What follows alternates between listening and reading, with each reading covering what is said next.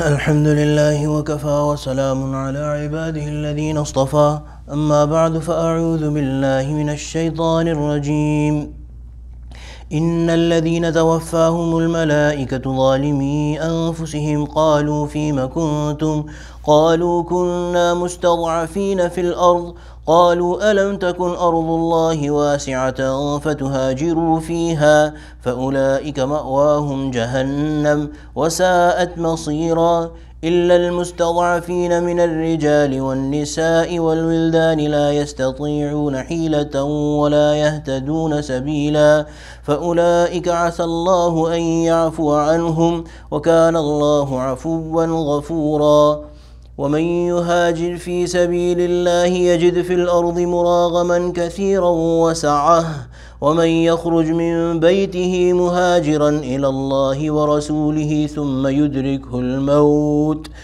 يدركه الموت فقد وقع أجره على الله وكان الله غفورا رحيما صدق الله العظيم وبلغنا رسوله النبي الكريم ونحن على ذلك من الشاهدين والشاكرين والحمد لله رب العالمين.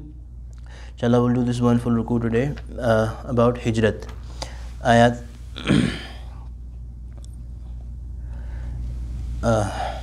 97 through 100. It talks about migration, which is an important component of Islam, especially in certain circumstances. It becomes farz, it becomes mandatory. The time of the Prophet ﷺ, as was mentioned a few days back, when the Prophet ﷺ had migrated from Makkah to Medina, it was mandatory and it was a condition of Islam that if somebody wanted to claim Islam, they had to migrate with the Prophet ﷺ and meet him in Medina. Anyway, so they had to leave Makkah. They could not stay in Makkah. Migration was mandatory. So Hazrat has written that in the whole of Quran, these ayat about hijrat or migration are scattered at different places. They can be found there and here, and there's three essential aspects of hijrat or migration that Allah subhanahu wa ta'ala has addressed at different places in the Quran and sometimes together. One is the virtues of hijrat. And why is it important? Number two is the return or reward from Allah subhanahu wa ta'ala upon migration. And the third is that if somebody tries to make hijrat and is not able to, one is virtues and reward. Second is if somebody tries and does not make it, even then they get hijrat, reward. And the third is the punishment from Allah subhanahu wa ta'ala for not making hijrat when it was necessary, for migrating when it was necessary. So here this ayah starts with that third topic. إِنَّ الَّذِينَ تَوَفَّاهُمُ الْمَلَائِكَةُ ظَالِمِي أَنفُسِهِمْ قَالُوا فِيمَ كُنْتُمْ. Those whose souls, tawaffa, again wafat is return of something, so their souls will be taken away by angels. تَوَفَّاهُمُ الْمَلَائِكَةُ ظَالِمِي أَنفُسِهِمْ. They will be, while their souls will be taken away by the angels while they had wronged themselves, so they were in a state of sin. قَالُوا فِيمَ كُنْتُمْ. The angels will ask them, in what business were you involved? So the meaning of this is that what were you doing? What was your state on earth? And these people will say that the meaning of this is that what farais of Islam were you practicing, or what things of Islam, what connection did you have to your deen, basically. قَالُوا كُنَّا مُسْتَضْعَفِينَ فِي الْأَرْضِ. They would say that we were oppressed on the earth. So they would say basically that because we were living in a society, because we were living in a place where we were oppressed, we were not openly expressing or practicing our Islam. If you apply this to our lives, and there's examples written here as well, that we say that living in such and such society or such and such land, it is simply not possible for us to practice certain aspect of Islam. For example, living in America, it is simply not possible that we can consume only halal, or we could protect ourselves from riba, interest, or we could practice the sunnah of the Prophet sallallahu alaihi wasallam, wear the sunnah dress, grow a beard, or come 5 times for salah. People very conveniently find an excuse for themselves that we simply cannot do it because either we are oppressed, or it's just simply not possible living here in this society. So these people would say, قَالُوا كُنَّا مُسْتَضْعَفِينَ فِي الْأَرْضِ. They would say we were oppressed in earth. قَالُوا أَلَمْ تَكُنْ أَرْضُ اللَّهِ وَاسِعَةً فَتُهَاجِرُوا فِيهَا. And this is a question that will be posed to them and that they will not have any answer. And their dishonesty will be proven upon themselves, as written in the tafsir. That these people, it would be said to them, that was not the earth of Allah wide enough for you to immigrate to it. And that's true, that if you are oppressed in a place where you cannot express your Islam fully or practice the tenets of Islam, then what is stopping you from moving away from there? Allah subhanahu wa ta'ala in the very next ayah is telling about these people. Anyway, in the last part of this ayah, فَأُولَٰئِكَ مَأْوَاهُمْ جَهَنَّمْ, Allah subhanahu wa ta'ala is giving the verdict for them, that for these people, Jahannam has been prepared for them, Jahannam will be their station. وَسَاءَتْ مَصِيرًا, and it is an evil abode to return. It is an evil place to return. إِلَّا الْمُسْتَضْعَفِينَ مِنَ الرِّجَالِ وَالنِّسَاءِ وَالْوِلْدَانِ لَا يَسْتَطِيعُونَ حِيلَةً وَلَا يَهْتَدُونَ سَبِيلًا. Except, there is exception to this rule, which is the oppressed men, women and children who do not have means to immigrate, nor can find a way. So those people who cannot find a way, for example, they have been confined by their oppressors and not allowed to leave, or they are so weak, or they do not have the means in any way that they could migrate. فَأُولَٰئِكَ عَسَى اللَّهُ أَن يَعْفُوَ عَنْهُمْ.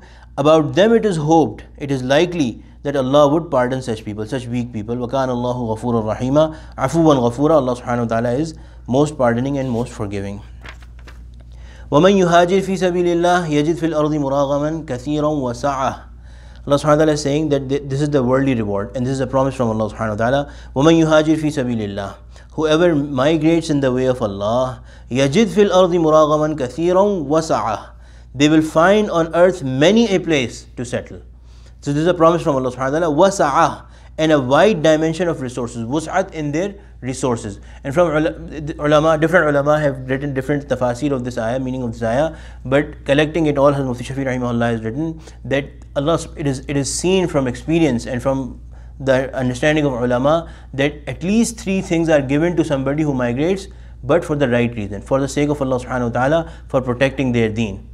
Number one is increase in rizq. Increase in rizq, halal.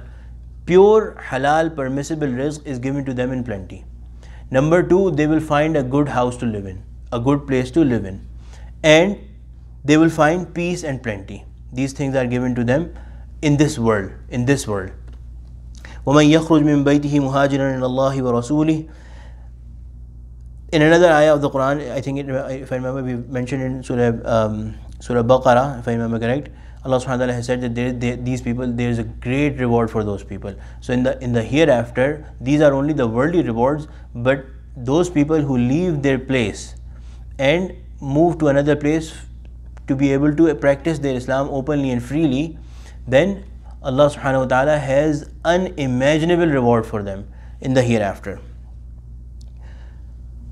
And it is such a beloved act to Allah subhanahu wa ta'ala that وَمَنْ يَخْرُجْ مِنْ بَيْتِهِ مُهَاجِرًا إِلَى اللَّهِ وَرَسُولِهِ ثُمَّ يُدْرِكُهُ الْمَوْتِ. If somebody leaves their house migrating for the path of Allah, for the sake of Allah and His Messenger sallallahu alaihi wasallam, ثُمَّ يُدْرِكُهُ الْمَوْتِ, then death finds them in their way. فَقَدْ وَقَعَ أَجْرُهُ عَلَى اللَّهِ. Their reward becomes established with Allah, even if they are not able to.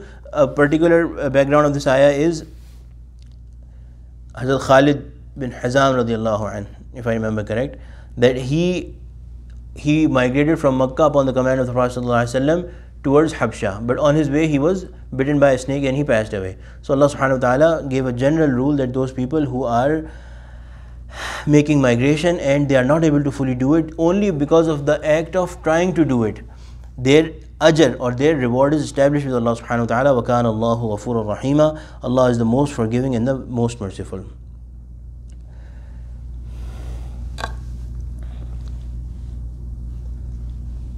So this was the translation of these ayat. The Prophet ﷺ has mentioned, the one Azad ulama have written that the Prophet ﷺ has said that whoever makes hijrat, if they make it towards Allah and Rasul, for deen basically, then that is the hijrah. That is the hijrah. Otherwise, if you are making hijrat or migrating from one place to another in seeking the hand of a woman, or the explanation of this hadith and the ayat is For any other purpose, any worldly purpose, for example, you want to have a better job, better opportunities at life, then that will not be considered a Islamic hijrah. That will be considered a hijrah for world. So these rewards are not promised for that kind of hijrah. Therefore, when people migrate from one place to another, and they do not find these promises of Allah subhanahu wa ta'ala fulfilled, and sometimes we must have seen people around us as well. There's one thing particularly that I want to mention. The ulama have said that if you are coming from a country such as India, which is not a Muslim country, and you migrate to a neutral country which lets you live freely and peacefully, that will be considered a hijrat if you do it for the sake of Allah subhanahu wa ta'ala, and that will be a source of sawab, and all these promises will be promised up to you. Similarly, Muslims who migrated at the time of formation of Pakistan, they left the place of kuffar to openly be able to express their deen, and that is happening in Pakistan, alhamdulillah. So that hijrat is also considered a hijrat according to the Quran, because they migrated towards Allah and Rasul for protecting and safeguarding their deen. But if somebody migrates for any other reason and they don't find these promises fulfilled, then there might be one of the two reasons. One is that their hijrat was, which is very apparent, that their hijrat was not for the right reason. So what they can do is that they can change their intention. Even after making their hijrat, even after having migrated, they can change their intention. So if we came to the United States from a country where we cannot openly express and practice Islam, we can change our intention right now, that we are going to work for Islam. We are going to improve our practice of deen, and that is our intention. All the other benefits that we are going to get are accessory benefits, secondary benefits. We may get them, whatever. The second thing is that when somebody migrates, this is from the seerah of the Prophet ﷺ and the Sahaba, that even when the migration is done for the right reason, for Allah and His Rasul ﷺ, for protection of deen, there is an initial phase of hardship. There is an initial phase of hardship, just like as was experienced by the Prophet ﷺ and the Sahaba up to the point of Khaybar, up to the point of the conquest of Khaybar. When Khaybar was conquered, which was a castle and a place where Jewish people were driven out from there, after that, even the Prophet ﷺ had enough money and enough means to take care of his whole family for a very long time. So the stories that we read, and we have mentioned this before, that the stories that we read about the Sahaba and the Prophet ﷺ not having food at their home, or not being able to use a lot of things of life, that was because they had everything and they gave it in the path of Allah subhanahu wa ta'ala. So they chose simplicity and minimalistic approach over having plenty or abundance. So this was the reason. Otherwise, the Sahaba and the Rasul sallallahu alaihi wasallam, for a brief period there was challenges after having come to Medina, but then Allah subhanahu wa ta'ala opened up the world to them. Abu Hurairah radiallahu anh, it is a very famous quote of him that he used to say that, "Oh Abu Hurairah, you were a slave and you barely had clothes, and your job was to, when your commanders, your masters would be riding on camels and horses, your job was to carry their stuff and run along with them. And now you are in such good shape because of Islam, because of this migration with the Prophet sallallahu alaihi wasallam. Now you are a ruler. He was made the ruler of a province. So he used to say this he enjoyed to say this basically, that you were in such shape, but because of the Prophet sallallahu alaihi wasallam and because of Islam, this happened to you, that you changed from a slave to a ruler of people. People call you Ummul Mu'mineen and Imam al-Mu'mineen now, Amirul Mu'mineen and Imam al-Mu'mineen now. اللهم اجعلنا من أهل القرآن الذي أهلك وخاصتك ربنا تقبل منا إنك أنت السميع العليم وتب علينا إنك أنت التواب الرحيم صلى الله تعالى على خير خلقه سيدنا ومولانا محمد وعلى آله وصحبه أجمعين آمين برحمتك يا أرحم الراحمين.